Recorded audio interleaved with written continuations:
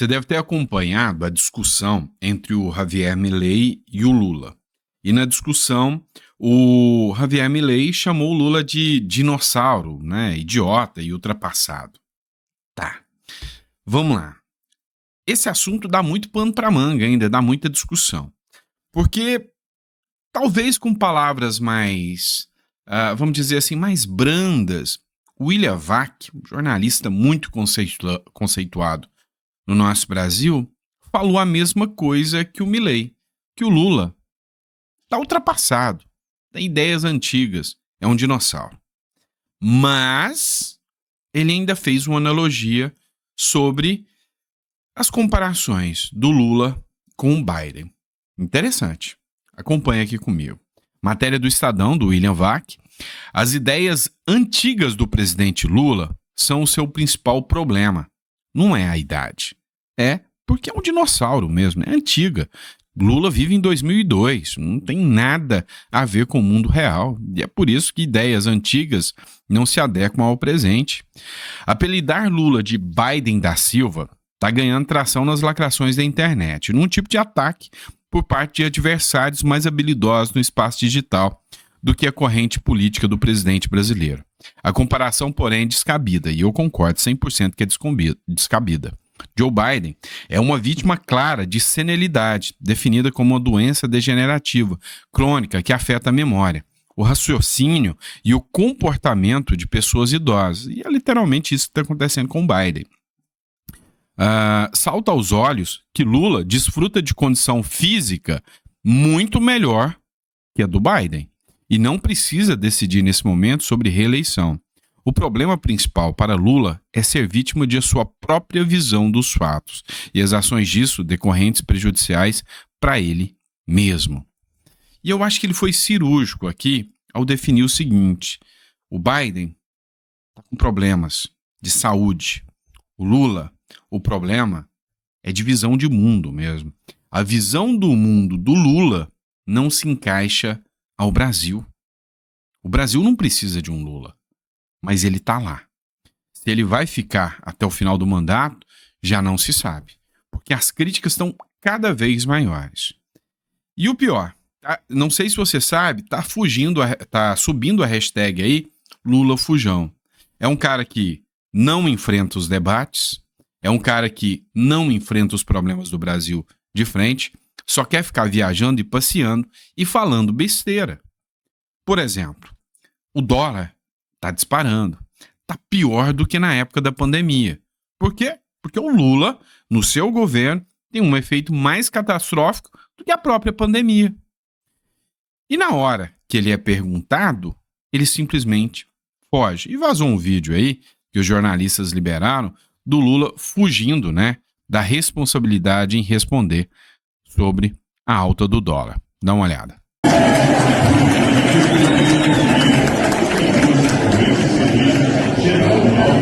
Presidente, tudo bem? Você deveria ter intervindo no dólar para o dólar parar de subir? Você acha que seria o caso do presidente intervir? Conversar sobre feijão e arroz.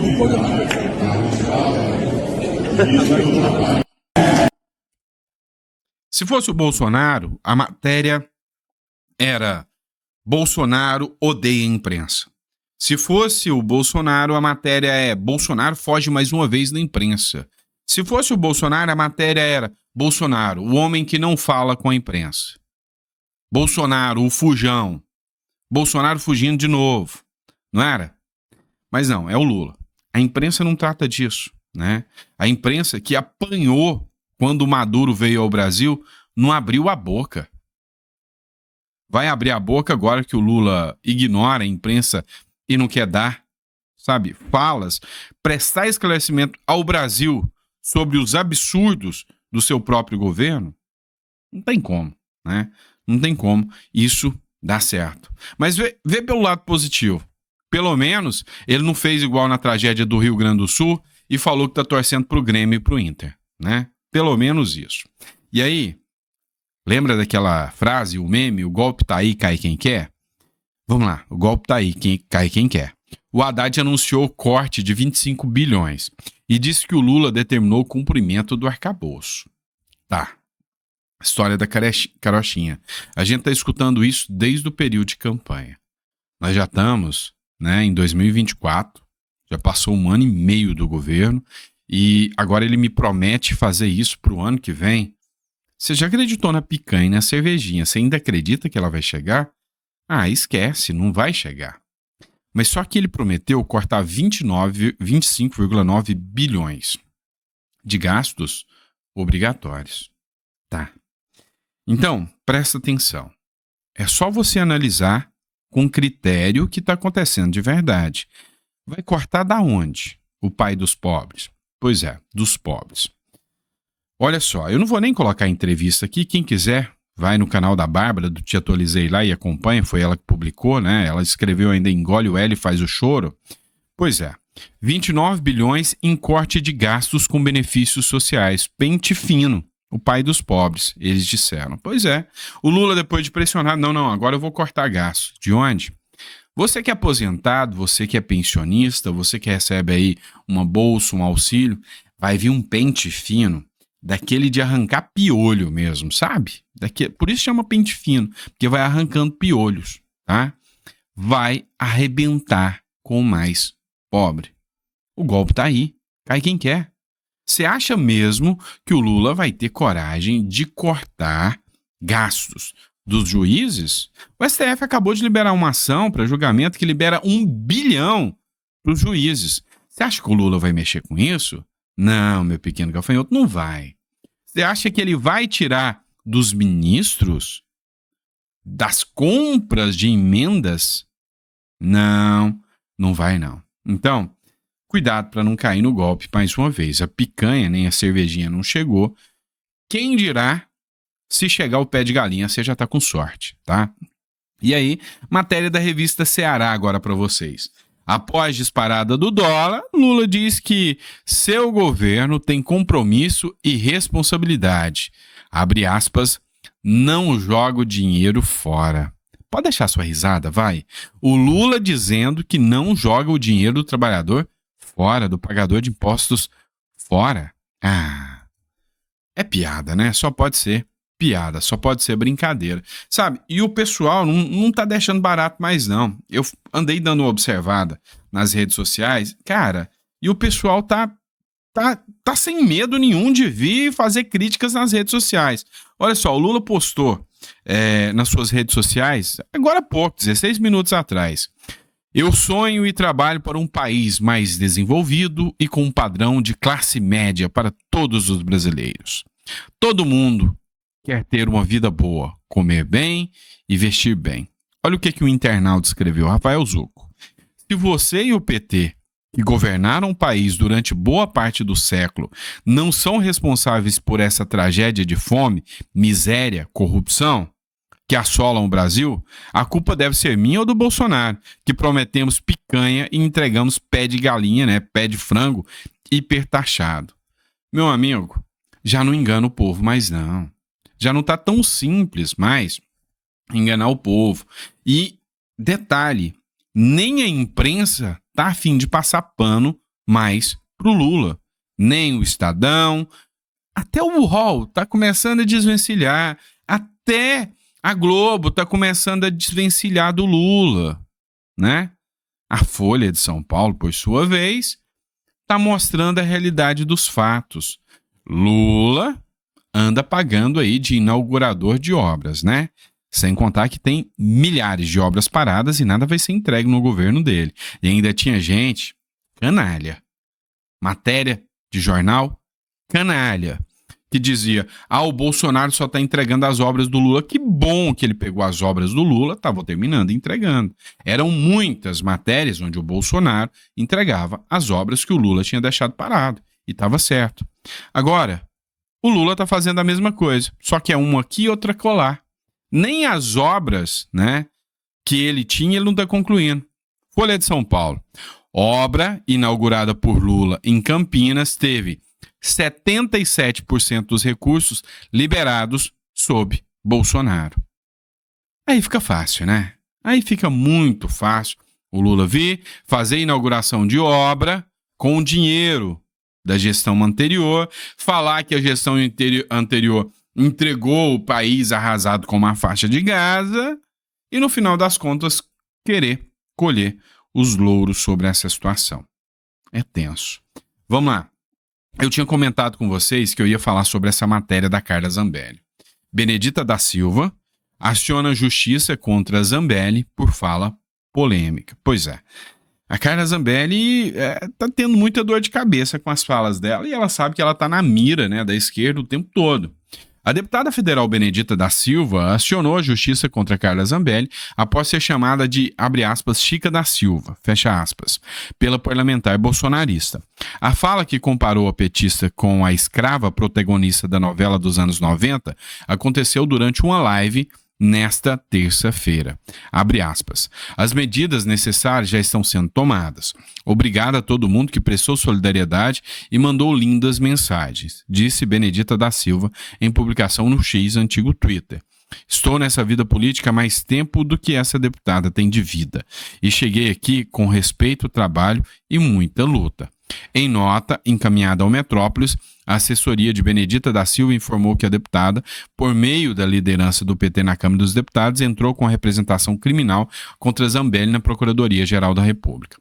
Abre aspas. A fala da deputada Carla Zambelli, chamando a deputada Benedita de Chica da Silva, personagem histórica também conhecida como Chica da Silva, foi escravizada e posteriormente alforriada e cuja história já foi narrada em livros e telenovelas. É considerada racista por Benedita ser uma mulher negra, diz um trecho do documento encaminhado à PGR. Pois é, a Carla Zambelli já se manifestou, falou que pediu desculpas, o que o intuito dela não era, que foi um erro, por parte dela.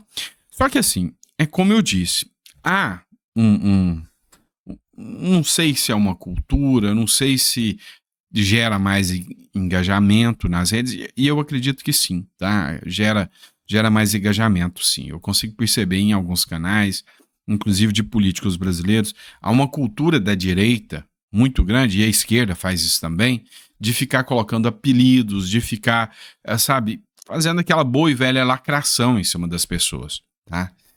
É perigoso nos dias atuais, tá? Perigoso nos dias atuais. Então, assim, vai dar dor de cabeça para Carla Zambelli, não tenho dúvidas disso.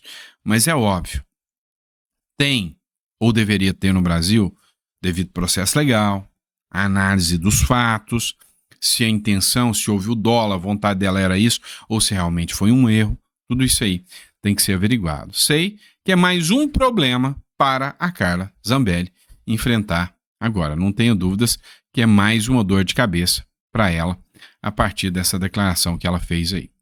Pessoal, matéria interessante que eu vou trazer para vocês do Conexão Política agora. Tem um jornalista de esquerda, ou extrema esquerda, vamos dizer assim, o Breno Altman, e ele já foi até alvo de censura, tá? Já teve decisão judicial impedindo ele de postar matéria, e parece que isso fez até conscientizá-lo um pouco sobre os arbítrios do judiciário. E hoje ele me impressionou, olha só. Olha, eu sempre menciono para vocês o seguinte, a gente tem que observar fatos e não pessoas. Eu posso detestar uma pessoa, mas se aquela pessoa estiver fazendo a coisa certa, ela tem que ter o meu apoio, tá? Então, vou te dar um exemplo. Às vezes eu não gosto de uma pessoa porque ela falou mal de mim.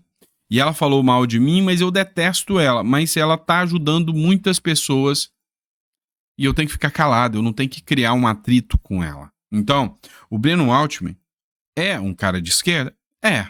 Mas no comentário dele aqui, eu achei coerente. Tá? E até lembrei de um caso, agora não ia comentar esse conteúdo com vocês, eu não gosto de entrar de treta, de briga, de rixinha, de internet, eu acho isso tão quinta série, mas vamos lá, né? Antes de colocar o vídeo do Breno Altman aqui para vocês, tem um cara que eu sigo bastante nas redes sociais, é o Thiago Pavinato, tá? Eu curto o jeito meio debochado dele de falar e eu acho interessante, tá? Tem também o Constantino. E aí tem uma outra moça que se chama Paula Marisa. Esses três se envolveram numa briga aí, tá? O Constantino fez um vídeo e eu tomei conhecimento dessa briga porque eu assisti o vídeo do Constantino falando que o Pavinato é um oportunista, né? E aí ele citando a briga da Paula Marisa com o Pavinato. Aí tem um vídeo onde o Pavinato xinga a Paula Marisa de tudo, tá? Acho que ela é professora. Tem um canal grande no YouTube. Conheci o canal dela. E aí xinga ela e ela vai dar resposta e começa aquela briga. Aí o Constantino pega trecho, olha só o que o Pavinato falou, que o Daniel Silveira devia ser preso mesmo, que o Bolsonaro devia ser empichado, o Pavinato falou disso lá atrás. E aí então ele é um traidor oportunista e não dê imoral, vamos cancelá-lo, vamos brigar com ele e tal.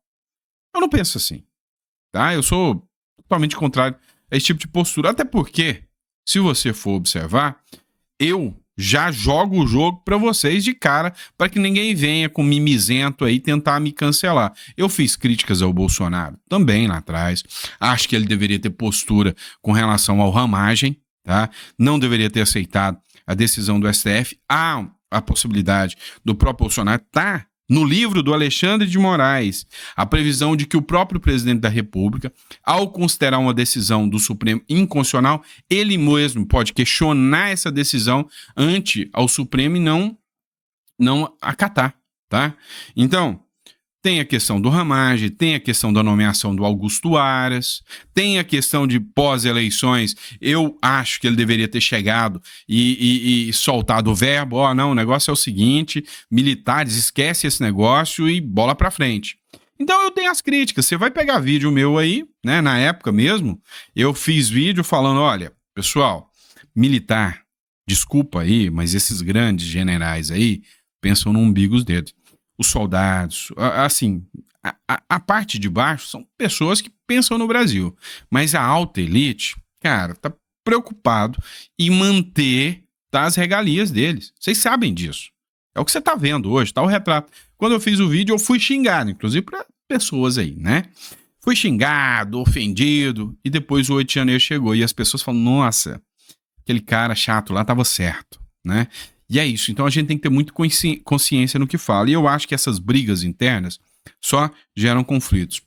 Quero dar parabéns ao Constantino, que tá fazendo o trabalho dele.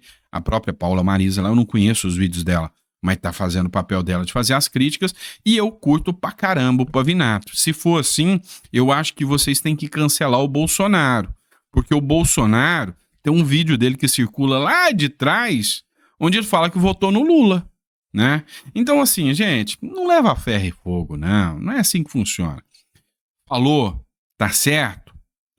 Concordo com você nesse ponto. Tá errado? Eu discordo por causa disso. São os meus argumentos e os seus. Sem xingamento, sem ofensa, nada disso. Mas enfim, vamos lá pro vídeo do Breno Altman aqui, e olha só. Aqui ele discordou, inclusive, da jornalista lá. Dá uma olhada, matéria do Conexão Política. Posso comentar esse superchat? Terezinha, com todo respeito, eu não posso concordar com você. Ou seja, se o STF proíbe essa manifestação, significa dizer que as nossas também podem ser proibidas em algum momento. Olha só, pessoal, só para constar aqui, você tá vendo que uma internauta escreveu, né? A Terezinha Braga, Horta, estava certo. O STF deveria ter proibido essa manifestação. O inelegível marcou essa data, dia 25 de fevereiro, né? Aquela manifestação que aconteceu na Paulista, porque coincide com a reunião da extrema-direita mundial, com Trump, Milley e outros líderes, até o Bananinha, cria do Boehner, né? Lá. Olha só o que ele falou. Ele falou que discordou, e se o STF barra as manifestações da direita, vai barrar da esquerda também. Isso significa dizer que nós estamos terceirizando completamente para o STF como obrigação e uma tarefa das forças de esquerda. Sim. Nós não podemos acreditar que o cerceamento da liberdade de manifestação, controlado por uma instituição da democracia burguesa como o STF, seja o caminho para frente. Opa, xingou o STF de burguês, tá? Foi ele, foi eu não. O bolsonarismo, esse é o nosso erro. A terceirização do protagonismo político. É a esquerda não assumir o protagonismo político. Esse é o problema. A essência do nosso problema. A transferência da tarefa de enfrentar a extrema-direita para as instituições e mantendo as pessoas em casa. A gente não está convocando as pessoas para lutar. Nós estamos transferindo para o STF. Proibir a manifestação seria o cúmulo dessa política. E proibir a manifestação com base no quê? Como uma prevenção de alguma coisa que poderia acontecer, não pode, né? Proibir o... Cara, é raro você encontrar uma frase, vamos dizer assim, consciente vindo da esquerda, e quando você acha, você tem que falar, cara, esse cara tá certo nessa aqui. E é isso, você viu ele falando, ó, cercear a liberdade de manifestação não tá certo. E aí é onde eu tô falando pra vocês, ó, lá atrás eu já falava do jornalista, o Glenn Greenwald, que era de esquerda e falou, cara, tá errado, estão cerceando a liberdade, nós temos que cercear no debate. E é aqui que a democracia mora, é no debate. A esquerda tem o direito de falar o que eles quiserem e a direita também. E quem tiver os argumentos melhores para o Brasil, que vença. Não é o judiciário que pode dizer o que pode ser dito ou não. E aqui, eis-me aqui dizendo, concordo em número, gênero e grau com um jornalista de esquerda. Por quê? Porque ele tá certo no argumento. E ele tá certo. É a esquerda que tem que se manifestar, é a esquerda que tem que fazer as manifestações deles, é a esquerda que tem que trazer o discurso deles pra rua e se convencer, o que eu acho difícil porque o povo tá mais consciente, que ganha a eleição e não tacar o STF nas costas da direita. Tá certíssimo. O Breno Altman, lembrando que ele já foi vítima disso, tá? Dessa interferência do judiciário na discussão e no debate político, e inclusive na liberdade de imprensa. Então, eu tento debater com vocês a consciência, tá? E essa é a pegada do canal, e talvez essa seja a diferença do nosso canal. Eu tento debater com vocês a questão da consciência de você analisar o debate político como um todo. Eu brinco com vocês que o cara que lê um livro só, ele não é um especialista, ele não é um pensador, ele é um doutrinário. Então, você tem que ver o que a esquerda está falando, o que a direita está falando. Você tem que pegar como o Schellenberg, que é um jornalista de esquerda, que liberou o Twitter Files, e você vê o Eduardo Bolsonaro, você vê o Marcel Van Hatten e o Schellenberg fazendo lives juntos. Um cara da esquerda e um cara da direita fazendo lives falando, ó, nós estamos agora na mesma pauta. É a liberdade de expressão. É isso. Entendeu? Então é isso que eu prego, sabe? Sem reacionarismo de qualquer lado, entendeu? Então você pega aqui, ó, esse cara entendeu que a liberdade de expressão é um bem maior. Ô Altman, parabéns, tá? Parabéns. É isso aí que eu, como liberal, eu, como direita, prego, tá? Liberdade de expressão. A direita tem o direito de falar, assim como a esquerda, e que os melhores argumentos conduzam o país à democracia. Bola dentro, tá? Fechou?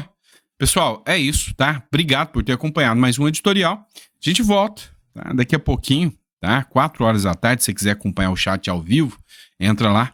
E obrigado, tá? Por me receber na sua casa na hora do almoço mais uma vez, pra gente bater um papo.